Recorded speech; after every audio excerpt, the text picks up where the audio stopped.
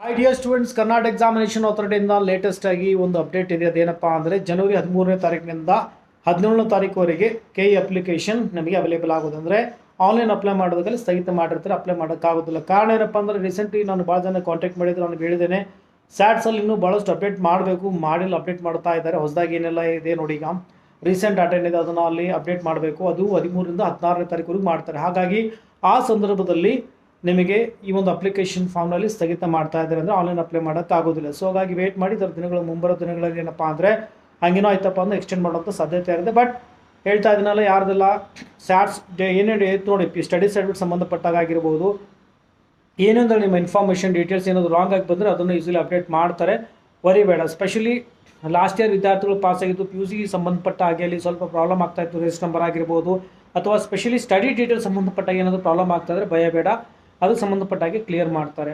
Okay, so ಒಟ್ಟಾಗಿ 13ರಿಂದ 17ನೇ ತಾರೀಕುವರೆಗೆ KE application ಲಿಂಕಲ್ಲಿ inactive ಮಾಡಿರ್ತಾರೆ.